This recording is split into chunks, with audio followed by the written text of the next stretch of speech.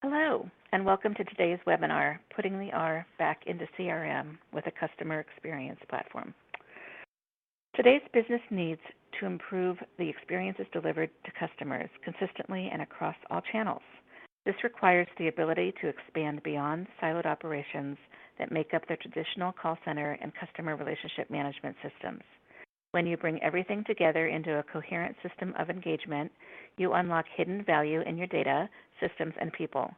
Modernizing the contact center around this concept means thinking about how to be more responsive to customers. The good news, it's not as difficult to achieve as you may think. I'm Deb Despain from Genesis, and I will be covering some housekeeping items before I introduce our speakers and begin the presentation. Before we begin, if you experience any problems viewing or listening to today's webinar, please refresh your browser and make sure that you unmute your speakers. You can enlarge your screen by dragging the right bottom corner of the slide window. We encourage you to take full advantage of the question and answer period. At any time during this live webinar, please submit your questions in the Q&A window to the right. This webinar is being recorded. You will receive a link to the recording via email in the next couple of days. You can join the Twitter contest during the webinar. If you tweet your thoughts with hashtag #GWebinar, referencing the @Genesis handle, you may qualify to win a $50 Amazon gift card. Feel free to also open the Twitter window on the bottom of the console window to see other live tweets about this webinar. We will award gift cards to the two most engaged participants. Winners will receive an email with their gift card within a week. Be sure to follow us on Twitter so we can contact you if you qualify. Remember to mention the hashtag #GWebinar and reference the @Genesis handle in your tweet to qualify for the Amazon gift card giveaway. Today's discussion will be led by Keith Dawson, Principal Analyst, Customer Engagement at Ovum, Ken Jochums, Director of Product Marketing here at Genesis, and it will be moderated by Ron Stevenson, Senior Manager, Product Marketing at Genesis. Take it away, Ron. Thanks, Deb. Welcome, everybody. Thanks to our friend Keith from Ovum and to my colleague Ken from Genesis for contributing to the conversation today. You know, customer relationships and specifically CRM systems are really top of mind for a lot of organizations. But how do we get the R back into CRM? That's really what we're here to talk about today. The contact center world is changing dramatically. Distributed agents are supporting mobile consumers, and technology is evolving at a frightening pace. In that, what's the role of CRM? Obviously, it's a critical system, but we're going to make the case here today that CRM by itself is insufficient. You really need a system of engagement to nurture customer relationships. And so we're going to talk about not only what is a system of engagement, but how does that system and CRM systems work together. Most importantly, what does all this mean for you? We're going to explore what does success look like when all of this works together. So first of all, let's go back in time a bit. Take a look at the traditional contact center or call center as it was referred to originally. It typically supported a brick and mortar operation or maybe a catalog business. The options were very limited. The agents had common skill sets and there was one channel. Typically it was voice. But then in the 2000s, websites really became predominant. And McKinsey said that by next year, half of all retail sales are going to be influenced by the web.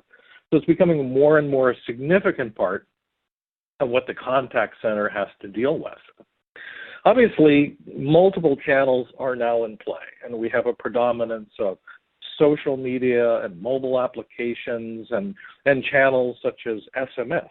The traditional call center is really changing. It's not always a place. And again, today, more agents are grouped around the world, and they're serving customers that are very, very mobile. The operational environment is very, very intricate. Companies are starting to use analytics now to anticipate customer needs and address the full life cycle of customers.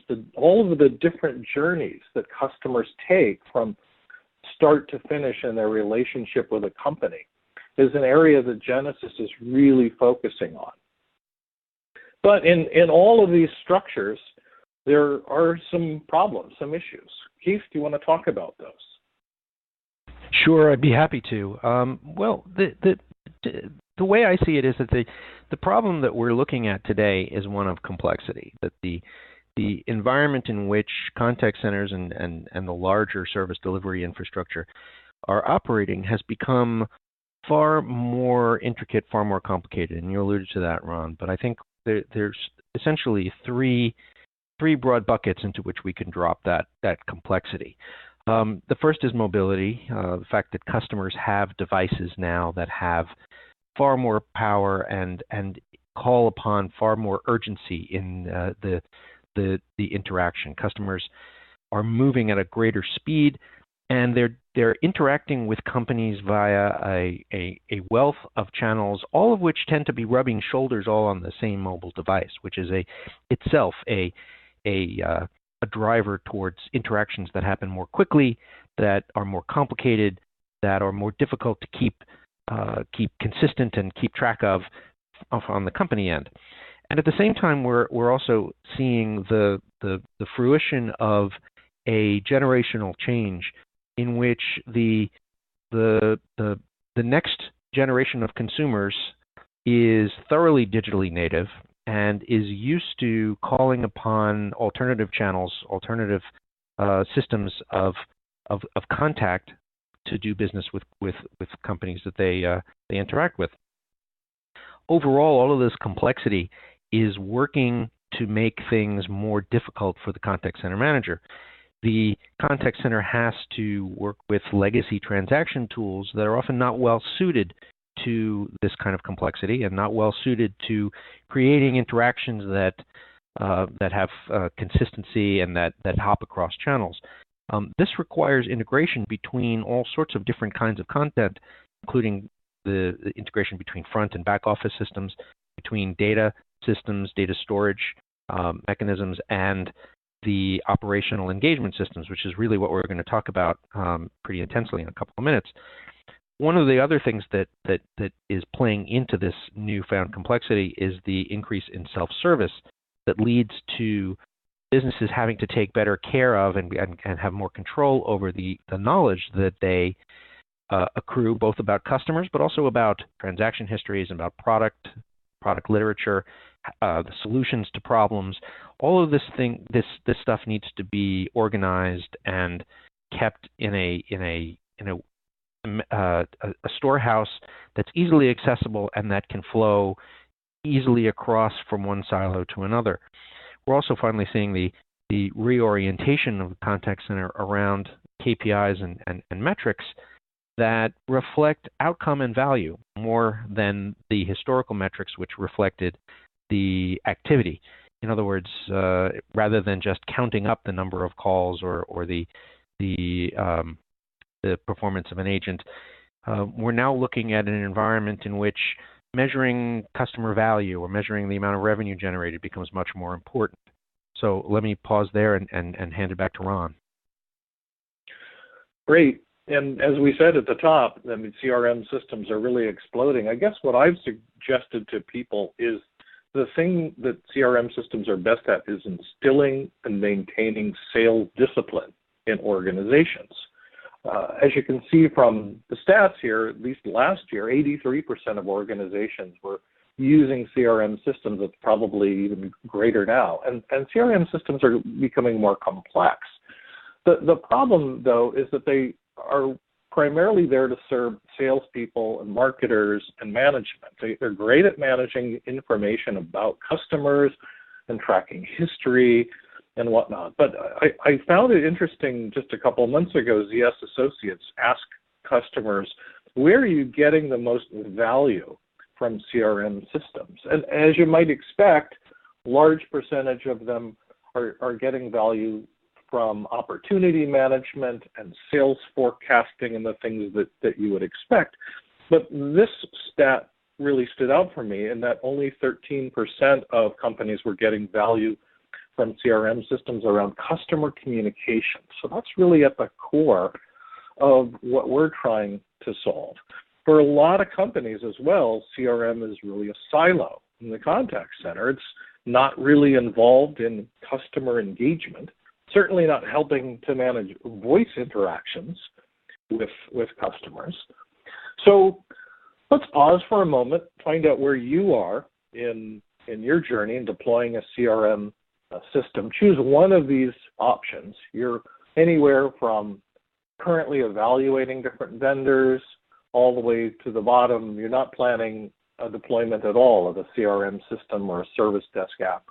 Or maybe you've already deployed Salesforce or Oracle or Microsoft, one of the others in the marketplace. So give us some indication of where you are in the process.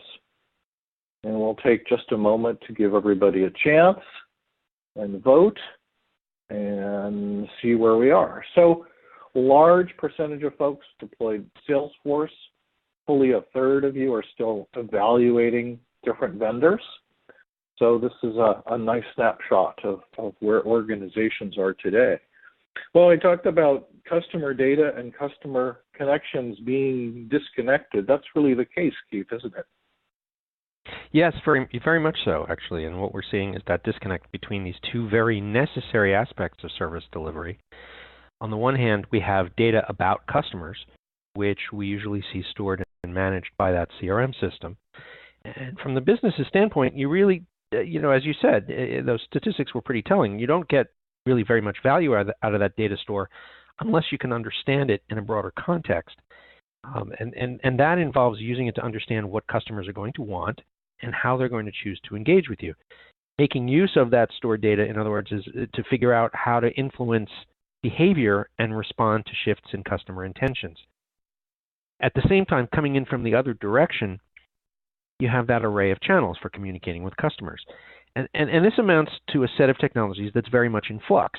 And as I noted when I was talking about complexity, companies, especially those that are in the mid-size range, need to be adopting more flexible tools that are capable of supporting all the ways that their customers are going to want to communicate with them. And that's a tricky business. And this calls for a unified routing platform that functions as a system of engagement. And we'll talk more about what that actually means. But the system of engagement is the companion to the system of record that businesses have long used to store and control their data, including information about customers. In this fast-moving new consumer-based world, CRM isn't sufficient anymore, and I think we'll talk a little bit about that. But if you want to fashion a truly positive customer experience, you need to think beyond simple CRM and consider how the CRM system, which really is the system of record, needs the addition of a flexible contact center communications platform to facilitate real customer engagement. It's only when you can combine the information resources with an engagement technology that integrates all the channels and provides a scalable framework for action via the routing and the analysis and the interaction handling. Only then are you going to create what you could really call a great customer experience. And of course, it works in both directions. Information in the CRM is critical to powering businesses to engage, but a contact center also has to be able to feed data back into the enterprise for insight and analysis. Contact centers have to be integrated into the CRM and into the other back office systems so they can deliver a personalized customer experience throughout the sales and support process, even when the CRM system is in direct communication with the customer. So let me build that out a little bit and maybe think of it this way, that you can map this onto the existing technologies that businesses have at their disposal. What I was just describing as the tools that manage the data about the customers is what we're calling that system of record. And it's made up of various kinds of storehouses. And, for the purposes of this discussion, CRM is the most important one. It's certainly the one that most people are used to dealing with in customer contact situations. But also, systems of record include things like ERP tools, various back office systems. There's a wide variety of them. Now, if we just focusing in on CRM for a minute, the very term CRM is something of a misnomer. When you think about it, its strengths clearly lie more in managing the data about the customers than in the relationship with them. The deployments generally remain rooted outside the contact center. They're focused on serving the needs primarily of salespeople and marketers and IT professionals. It's true that CRM can help inform an agent of the way that interactions have unfolded with a customer in the past. But unless you have an overlying analytics system or a way to connect the multi-channel interactions, the CRM is really going to provide very little guidance into how to make future interactions more successful. You can make it interact with other systems, but it doesn't provide the mechanics for conducting or managing those voice interactions in and of itself. And for that, you need the engagement piece, which Ken and Ron are going to describe in a bit more detail. But what we mean by engagement systems generally are all those connective tools for interacting with customer and processing transactions with them. These can be live, or they can be not live. They can be agented or self-service. They can be via traditional channels, voice and email, or they could be through new digital channels. Regardless, integrating the voice interaction platforms, as well as those for alternative communication channels, with the contact center data residing in CRM and analytics systems is really the nut of the problem and the key to getting that R back in CRM, to building that relationship with customers. And in fact, we can organize the way we think about engagement by breaking it down further into the various taxonomy bits that tell us how and where we're connecting with customers. And this is a spectrum. It's not a clear delineated line, because a lot of these things overlap. But in the digital age, we do have a lot more going on, and a lot more of these contact points that constitute customer engagement. On the agent side, you have voice, of course. But you also have web and mobile chat options. You have things like click to call. There's also a growing and very interesting peer-to-peer network of service structures, people connecting to each other via the various and ever-expanding social media channels. You have customer communities, which are growing and are very, very interesting. And I mentioned before the importance of maintaining knowledge structures within a business. Having consistency of information across channels requires people to interact with knowledge-based systems in a wide variety of ways. None of that is to dismiss the self-service aspect to this whole thing. The fact that yes, there's IVR of various different stripes. Now there's also virtual agent systems. There's a variety of ways of interacting with mobile apps. And when you put these all together, you create a spectrum of possible choices that the customer can make at any given moment, amplified by the fact that more often than not now they're coming into you from a mobile device, which puts all of these channel choices at their whim, making, again, for a much more complex environment, but requiring a greater degree of connectivity between those systems of record and systems of engagement. Now let me pass it over to Ken, and we'll talk more about systems of engagement. Thanks, Keith. And it has gotten a lot more complex recently. So Genesis defines a system of engagement as a complete system that provides a full level of engagement across voice and those digital channels that you mentioned. We look at a system of engagement as providing at least about a half dozen key capabilities, all integrated with the goal to provide a great customer experience. A great story for how this can work successfully can probably best be described by a customer success story from one of our brick and mortar and online retail customers who had a customer issue. Customer Bob ordered the wrong product from their website. This is probably an everyday occurrence, but in this case, Bob had a wedding anniversary in a few days, and he needed some immediate help. So he called the retailer, and lucky for Bob, they had a customer engagement center. So Bob was identified as a high-value customer from the integration with the CRM system. Even before the agent picked up the call, he knew all about Bob's customer history, and that Bob's been a long-time high-value customer. And from other channels that they track as well, the agent knew that Bob was also an advocate on social media as well for the retailer. So by the time Bob got connected and explained the situation to the customer service rep, the agent knew just what to do. He told Bob he'd ship out a replacement order immediately for a next-day delivery free of charge, and that Bob could print out a prepaid return label to send the incorrect item back and mail it back. Then the agent even went one step further and offered to have the present gift wrap, which was, one of those nice things that saved the customer that extra trouble, especially since it was so close to his big day. So Bob was a fan of the company before, and this kind of an interaction turned him into an evangelist. So what's happening behind the scenes, some of these things you alluded to, Keith, are that it really requires this ability to understand the customer journey, both current and past, to be able to analyze those transactions so agents can provide the best service at the point of contact and as fast as possible. It's all about understanding and knowing how to route a customer to the right type of service, either self, if that's what they're looking for, on through to assisted service all at the right time. Then having the context from all these different multiple channels and data to make the right call to keep a high-value customer like Bob not only happy, but as an outspoken advocate as well. So how do you engage with customers? Well, it's indisputable that there's been an explosion of digital channels driven by the web, video, mobile, social, and on the way, Internet of Things. And this is all rapidly evolving the customer engagement and raising customer expectations. Today's digital customers create their own journey as they research, select, buy, and consume our products and services. These journeys take place across multiple touch points over time, and as customers choose to move forward using their preferred channels. 15 years ago, CRM was the primary system of record, managing cases across sales, marketing, and service. Today, the context is more relevant, as customers really are contacting businesses from multiple channels.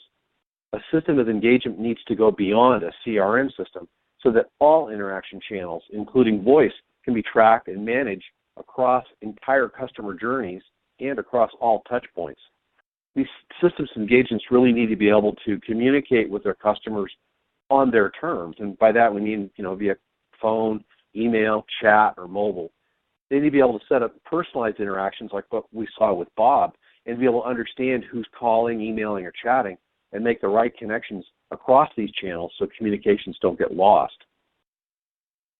They really need to be able to offer the best options for customers at the given time. Like I said, many customers like to be able to go through a self-service option first to be able to fix their own problems, and then being able to connect those customers, obviously, to the right contact agent to provide them answers as quickly as possible. So today's leading customer experience companies really design and manage the customer journeys to benefit the customer and, of course, then their business as well. Designing a customer journey includes cross-touchpoint activity for moving from, let's say, web browsing to texting in a contact center, or the use of multiple channels simultaneously, like having a customer on a web chat, online web session, and then talking to them over the phone as well. And they can't forget about some of the proactive notifications that are important that can help reshape customer behavior with reminders and status updates to really minimize customer effort and ultimately improve efficiency. So what I'd like to do now, I'll just step back for a second and take a quick poll here to help understand some of the things that may be hurting the folks on the call here, their customer engagement. So some of the things that come to mind are not supporting digital channels, support not personalized for customers, routing inadequate for required skills, no self-service, no journey management really to speak of, or in some cases all of the above. So if you could take a quick second here and respond to our poll, we'd certainly appreciate that, and then we can jump over to the results. Okay, we'll close this up and we'll head over to the results. So interestingly enough, it's sort of divided up here kind of evenly. And one of the things that's not a surprise is about a third or so response of no digital channels. That probably follows along with the no personalized capabilities to talk to customers directly through, obviously, any of these channels. And then some of the other issues around routing, about getting to the appropriate customer, so it probably goes with the personalization. So a lot of these tie together, and then some of you folks have all of the above, which that's probably great you're on the call today to learn some more about this. So next we'll talk about sort of this about the personalization requirements or imperative, and the fact that modern contact centers are really evolving and evolved very quickly. It makes personalization such an imperative. Traditionally, contact centers have simply been used to field support calls. Previously viewed as a cost center, the idea was to solve the customer's problem as fast as possible and then move on. Today, with the addition of so many new channels and touch points, modern contact centers now support multifaceted marketing campaigns, drive cross-sells and upsells, and in addition provide general customer service. With social media becoming one of the newly added channels, contact centers today can also impact how a company's brand is presented by interceding when customers make comments, complain, or compliment posts, in social media. Personalization is an integral part of the customer engagement system, which means overall these customer experiences and the customer effort is improved as the need to repeat information is eliminated. Handoffs to different agents can go down and customer loyalty can go up. Even costs can go down in this situation because agents are more efficient and they're better armed with the information about their customers and have improved engagement capabilities. So basically, they're not repeating other agents' tasks. Driving customer engagement across multiple channels and distributed agent groups also enables a real broad level of analytics, and Keith has alluded to this, about how customers can interact with your brand. This also can serve marketing and sales teams by providing a clear view of how customers are reaching you, your business, and how if campaigns are succeeding. So Keith, can you give us a little overview of what success looks like when a contact center gets it right? Well, sure, yeah. I mean, the interesting thing about that is that success, there is no one measure of success, obviously. Success is going to look different depending on everybody's unique circumstances. It's going to look different depending on, size and vertical market and the goals and overall aims of the company. In general, I think, though, when those systems, the record and engagement, are combined or working in close tandem, contact center is capable of doing a lot more than just simply handling calls. Today's service delivery has to be adaptable enough to engage customers who have wide choices of interaction channels and who act impulsively, and also have broadcasting tools of their own through social media and other mechanisms like that to complain about or praise the service that they get.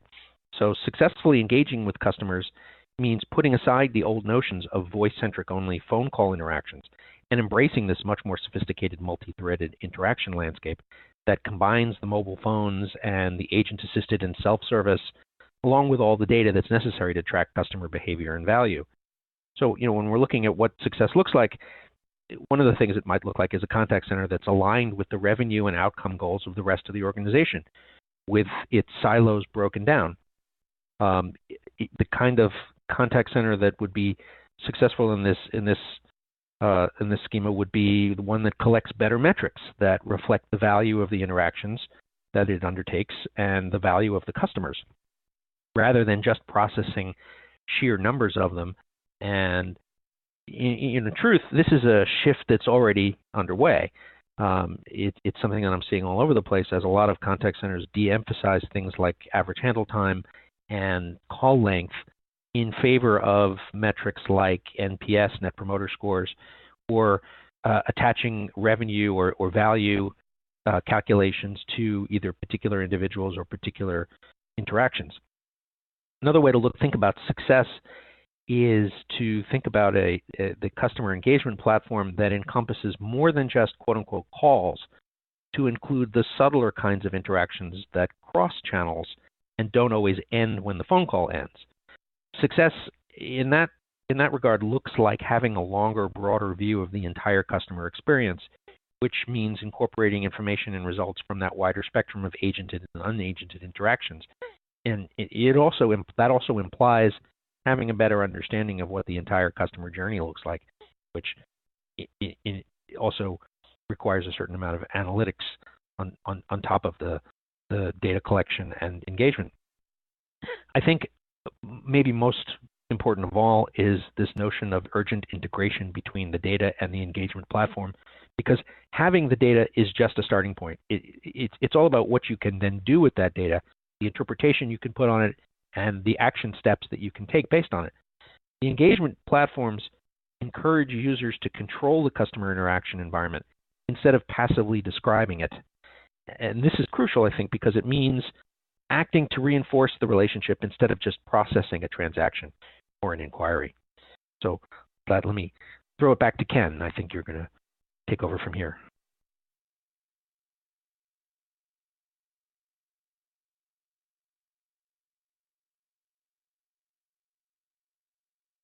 Ken. Thanks, Keith. Appreciate that. And what success looks like for a number of our customers starts in the Middle East and at one of the largest automotive services companies in the region.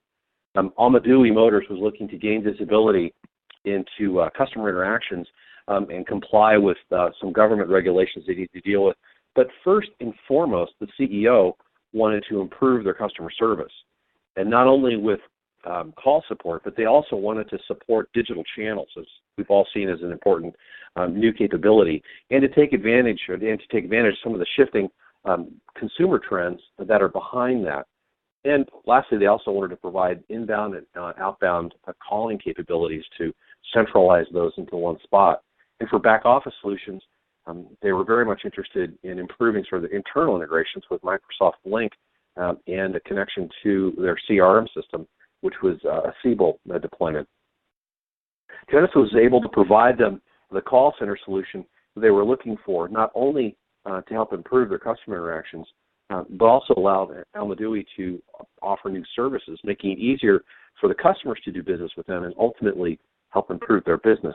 So Ron, I'm going to hand it back over to you. You can run through a couple of the customers, these case studies that you were close to. Well, you mentioned Lync, and now Lync is Skype for Business from Microsoft. And I love this particular discussion because Microsoft today is both a customer and now a partner.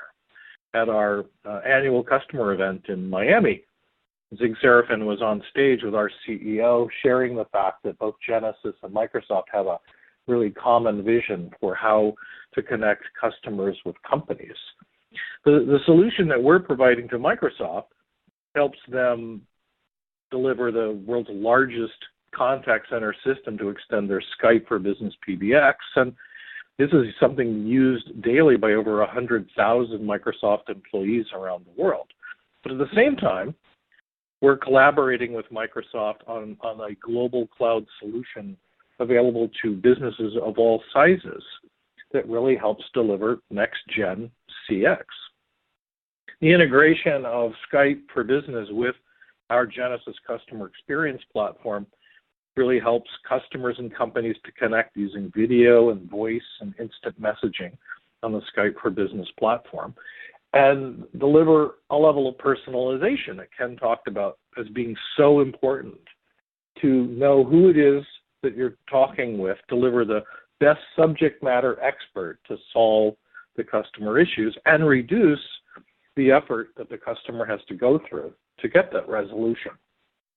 Another customer that we had speaking at our GeForce customer event was Red Hat. Red Hat is a company that serves customers also around the world, and they have users distributed across multiple countries, probably 8,000 employees in total, and they're being supported by a 6-person IT team, which is really phenomenal. It shows you how the cloud lends simplicity to the contact center model.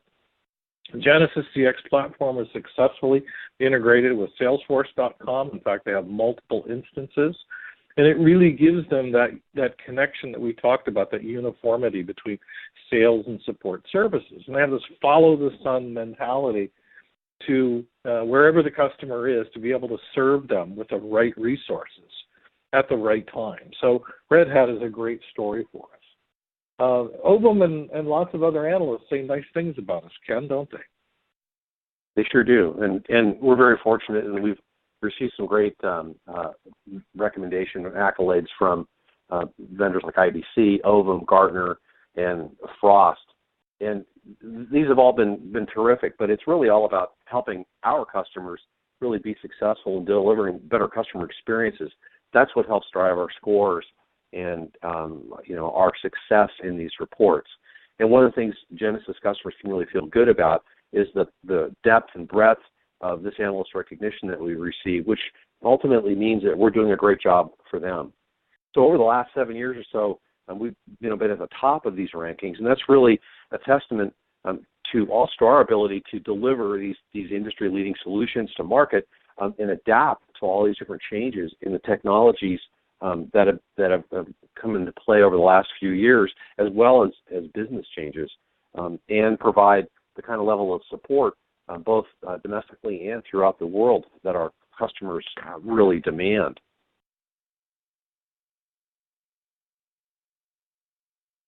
This also means that we've had multiple successes in lots of different industries, and to help maintain our market position, Genesys really delivered these deployments for customer and constituent engagement solutions across a wide range of industries, from banking, healthcare, government, to travel and hospitality.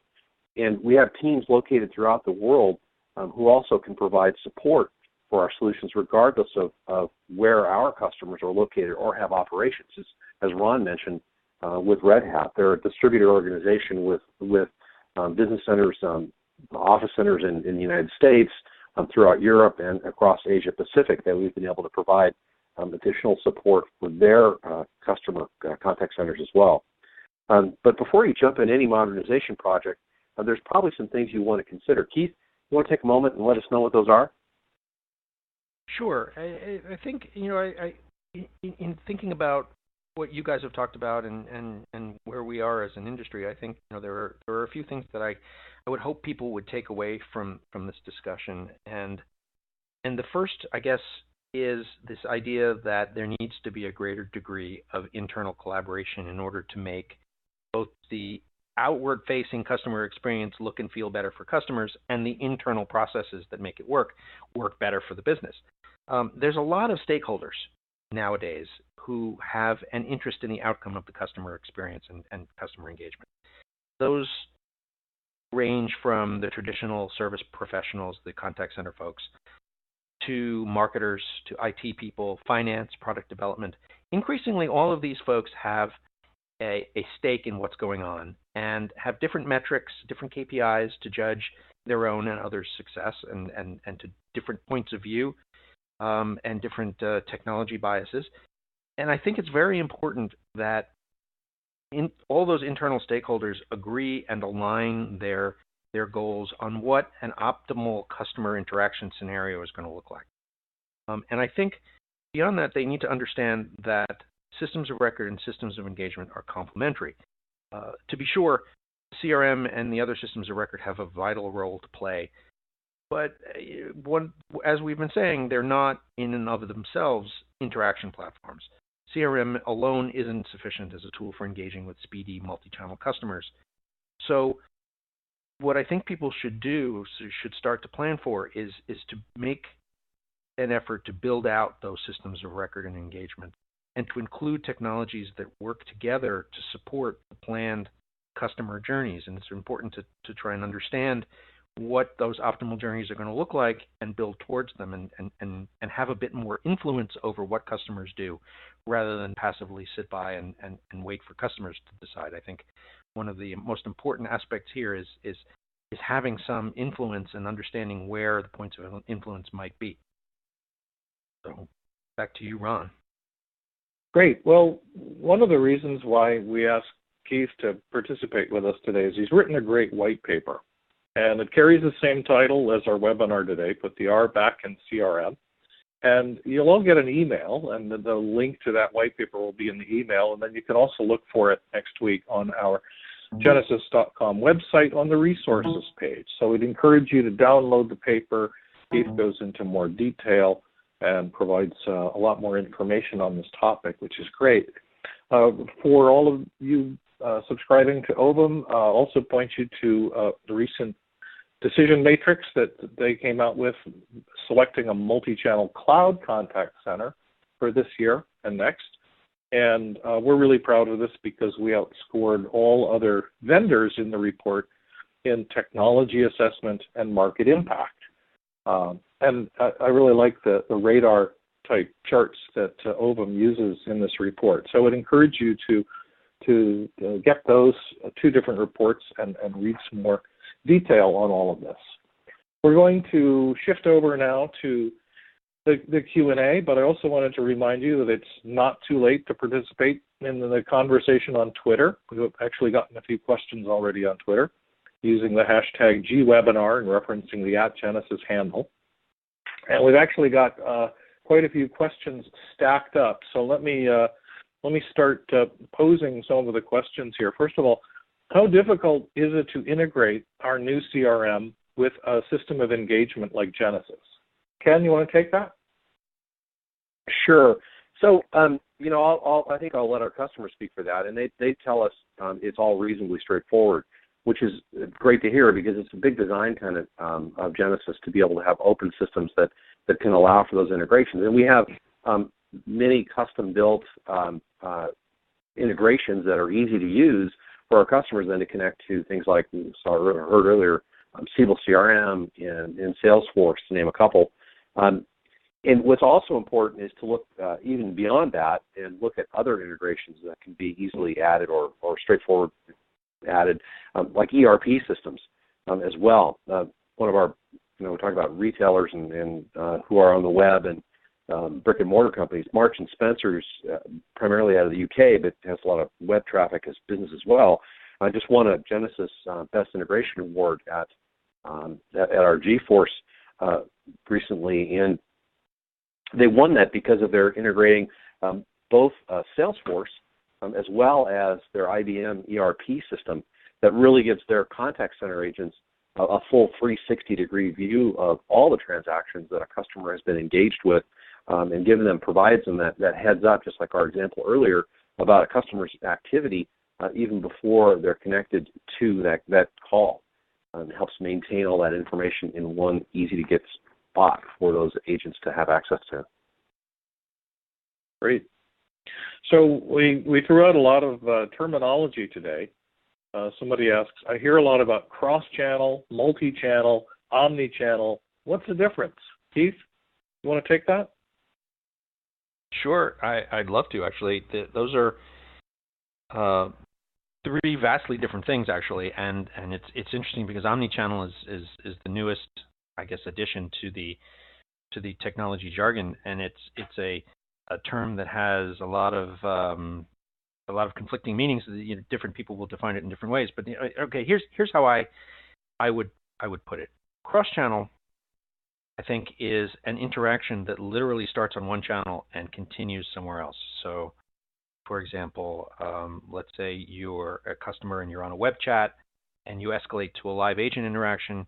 Well, that process now you have hopped from one channel to another. That is a cross-channel interaction. Pretty cut and dried. A multi-channel doesn't refer to an interaction so much as it's a description of the capacity of an engagement platform to handle more than one type of channel overall. So it's the simple fact that a platform can handle email and chat and voice, that makes it a multi-channel platform. Omnichannel, the one that's most ambiguous, I think. My definition of it is that it's the ability of a platform to manage interactions that cross channels, but with persistence of information as they hop. So in other words, omnichannel refers to the ability of the platform to preserve consistency, to preserve that information across the experience as they move. It's seamlessness across channels. So it's a way of taking cross channel and making sure that as you cross channels, you don't introduce fragmentation or friction into the interaction. Hopefully that clarifies a little bit. Well, and then to throw another one out, what you just talked about, and the concept of multiple channels with awareness of each other, but then occurring all at the same time, kind of brings up the concept of multimodality, especially on a mobile device, which is capable of so many different channels simultaneously. And that's why we're talking about complexity. Absolutely right. Yeah. Absolutely. So speaking of complexity, but I love this question. Somebody's asking, and again, some of these questions are coming in multiple pieces, so I'm going to try and bridge them. They're asking about wearables and IoT, the Internet of Things, and how would you consider device issues a factor? And I guess for me it brings to mind was actually, last GeForce, a year ago, I had a customer come up to me. I was demonstrating Genesys Mobile Engagement, and he was talking about the fact that he had a vending machine company, and he actually wanted to integrate customer support for the vending machine, which I thought was a great concept. But I mean, Keith, what do you, as an analyst, how do you view IoT in this realm? Well, that too is a very interesting question, because IoT has the potential to be an exponential expansion of this complexity. When you start to put sensors in devices, and those devices report back, and they create their own data stream, and yet it's all happening in sort of the background in an automated fashion, I come back to the question of knowledge management, right? It's incumbent upon the business to make sure that the information that's generated from all of those, multiplicities of devices are consistent with what the roll-up is to the agent's desk, right? Does the agent have a consistent picture of everything that's going on?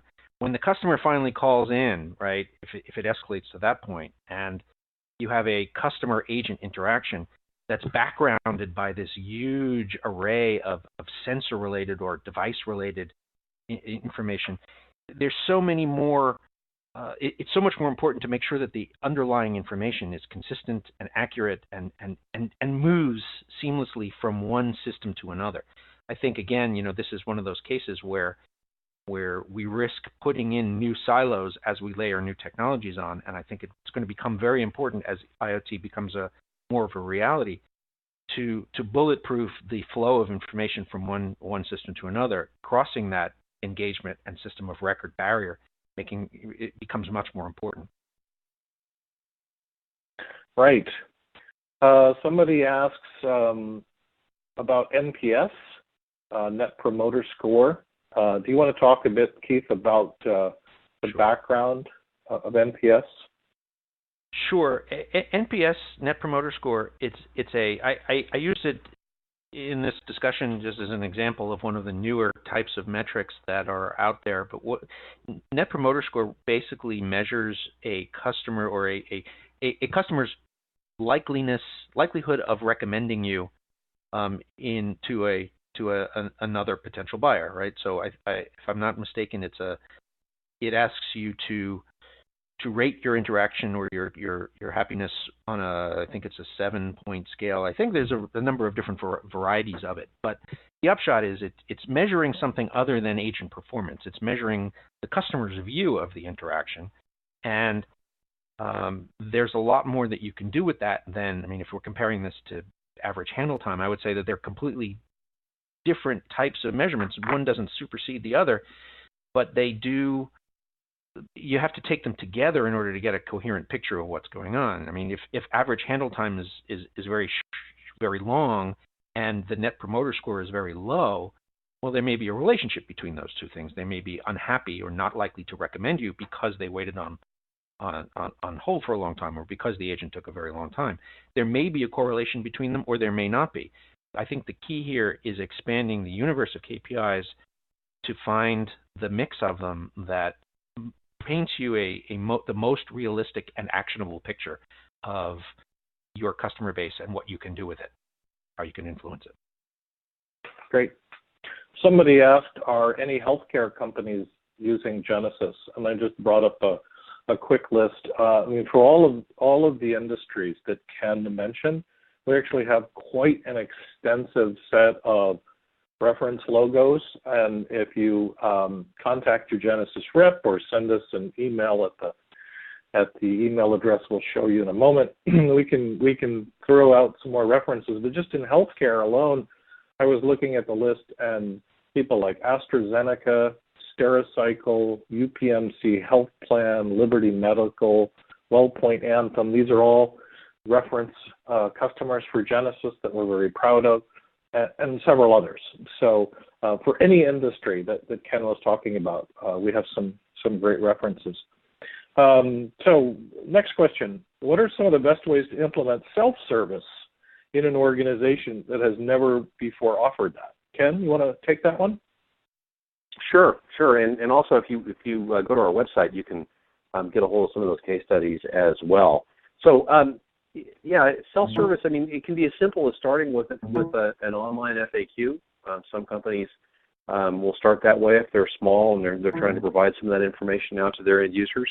I think the next thing is to leverage that potentially to an online knowledge base, and then start to get a little bit more interesting with layering on an IVR that can direct customers to the right resources to get them help. I mean, ultimately, the goal of all this should be to provide the necessary resources to guide a customer from potentially a self-service journey that they've selected on, because some people like to do that, all the way through to an assisted service, call where you're actually talking to a live person, and knowing how folks are accessing those kinds of channels and how frequently they do can all help provide better information to serve customers better going forward.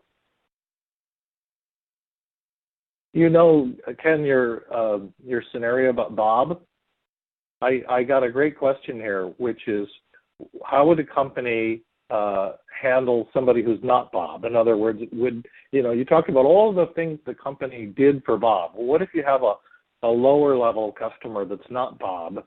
How does that work? And I think this is a great case where the integration of a CRM system and a customer engagement system can help you segment customers so that you can actually provide different levels of service. You can route people to different agents based on their segmentation, so the premier customers get different support than potentially average customers.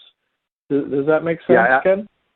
Yeah, absolutely. And that's you'd like to hope that everybody got, tremendous service, but the reality is that's not necessarily the case. So it's great to be able to look and segment your customers and keep those kinds of, Bob kinds of moments limited to the kinds of customers that generate the highest amount of revenue for your business. So that all does make sense. And you mentioned about self-service. Those are also tremendous channels to get folks, to go to there first as you talk about segmentation, and then eventually move them through that process and not necessarily jump them right to, a high-touch agent right up from the beginning. Well, we're a technology company, and CRM is a technology, but somebody says technology alone doesn't solve problems. Can you talk more about people and process best practices? Keith, do you want to tackle that one? Sure. There's a lot of things that, when we talk about that complexity that's emerging, that certainly does affect the way the way people and processes are managed. From a people side, one of the things that we're seeing, and I don't know how directly this is affected by the CRM, whether this really is impactful in the CRM discussion, but there are things that are going on in the wider world that are very important. We're looking at a change in the skill sets, or a ratcheting up of the change of the skill sets that agents are supposed to have. For example, the more complicated the interaction, the more the variety of skills that agent may have to call upon at any given moment. And we're starting to see the impact of real-time analytics on the kinds of options that you give agents during the interaction. Can you guide the agent through a set of next best actions based on the analytic assessment of what the customer might want? So that's from a people point of view, that's something that we in the analyst community are certainly watching very closely. From a process point of view, I think the most important thing to mention here would be journey mapping, understanding where the customer is coming from and seeing whether you can second guess or guide that person through an optimal pathway, or iron out the possible friction points. And again, it comes back to breaking down silos and collaborating internally to make that happen. The key, I think, to the people and process stuff is collaboration and careful auditing of what you've actually got in place, and an openness, I think, to iterative processes. trying things out, seeing what works, and then measuring the results, and then trying again.